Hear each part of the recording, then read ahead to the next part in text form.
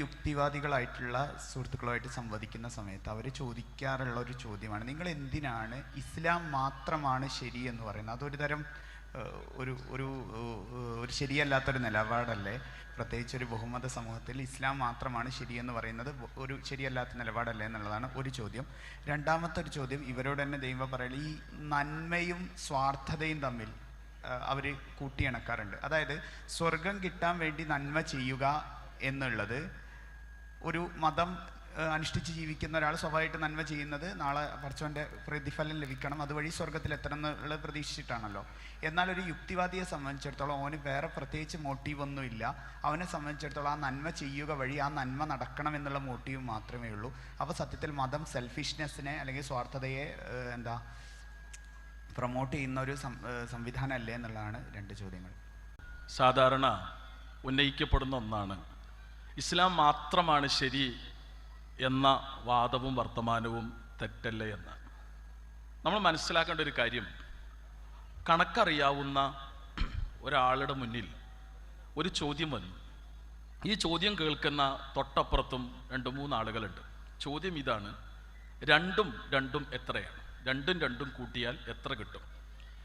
ഒരാൾ ഉത്തരം പറഞ്ഞു 1, വേറൊരാൾ ഉത്തരം പറഞ്ഞു 2, വേറൊരാൾ ഉത്തരം പറഞ്ഞു 3. ഇങ്ങനെ വ്യത്യസ്തങ്ങളായ ഉത്തരങ്ങൾ വന്നു. വേറൊരാൾ ഉത്തരം പറഞ്ഞു 4. രണ്ടും കൂട്ടിയാൽ ഉത്തരം 1, 2, 3, 4 ഇങ്ങനെ വ്യത്യസ്തങ്ങളായ ഉത്തരങ്ങൾ വരുമ്പോൾ കണക്കറിയാവുന്ന ഒരാൾ സമൂഹത്തിൻ്റെ മുന്നിൽ എന്ത് ആണ് പറയേണ്ടത്?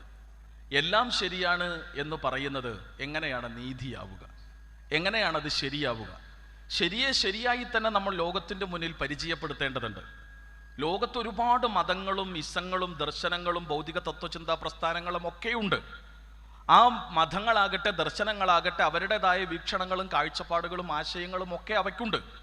ഇസ്ലാമിനെ സംബന്ധിച്ചിടത്തോളം സട്ടാവും സംരക്ഷകനുമായ ഉടയവനിൽ നിന്നുള്ള മാർഗദർശനമാണിത്.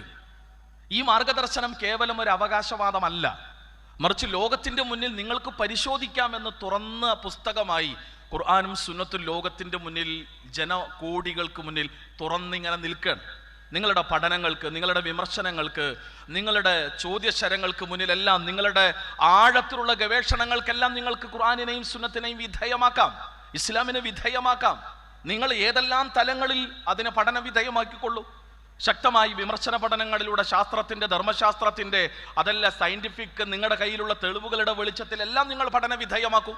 ഇതിലെവിടെയെങ്കിലും എന്തെങ്കിലും ഒരു തകരാർ ഇസ്ലാം മുന്നോട്ട് വെച്ച വൈയക്തിക, കുടുംബ, ദാമ്പത്യ, സാമൂഹ്യ, രാഷ്ട്രീയ മേഖലകളുമായി ബന്ധപ്പെട്ട് മനുഷ്യ ജീവിതത്തിൻ്റെ പരിവർത്തനത്തിനുതകുന്ന കാര്യങ്ങൾ ഇസ്ലാം പറഞ്ഞെടുത്ത് എവിടെയാണ് തകരാറുള്ളത്?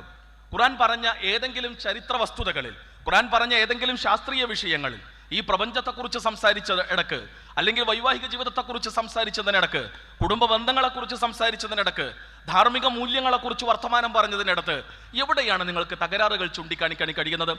ഇത്രമേൽ കൃത്യതയോടെ, പൂർണ്ണതയോടെ മാനവികമായ ആശയത്തെ, ആദർശത്തെ ലോകത്തിന്റെ മുന്നിൽ പരിചയപ്പെടുത്തുന്ന ഇസ്ലാം ഇത് ദൈവികമാണ്. ദൈവികമായതുകൊണ്ട് തന്നെയാണ് അതിൽ യാതൊരു തകരാറുമില്ലാതെ ലോകത്തിന്റെ മുന്നിൽ ഉജ്ജ്വലമായി ഇന്നും അത് ജ്വലിച്ചു നിൽക്കുന്നത്. ഈ സത്യത്തെ, ഈ യാഥാർത്ഥ്യത്തെ ലോകത്തിന്റെ മുന്നിൽ പറയുക എന്നത് നമ്മുടെ ഉത്തരവാദിത്തമാണ്. സത്യമായി ലോകത്തിന്റെ മുന്നിൽ തുറന്നു പ്രഖ്യാപിക്കുക എന്നത് നമ്മുടെ ഉത്തരവാദിത്തമാണ്. എല്ലാവരെയും തൃപ്തിപ്പെടുത്താൻ വേണ്ടി എല്ലാം ശരി എന്ന് പറയുന്നത് എങ്ങനെയാണ് ശരിയാവുക? ഞാനും ശരി, നീയും ശരി, രണ്ടും കൂട്ടിയാൽ ഉത്തരം 1 2 3 4 എന്ന് പറയുന്നവരോട് ബോധമുള്ള, കണക്കറിയാവുന്ന ആളുകളുടെ സമീപനം എന്തായിരിക്കും? ഇത് മോശം നിലപാടായി പോയി എന്നായിരിക്കും. അതുകൊണ്ട് ശരിയായി തുറന്നു പറയുക തന്നെ വേണം.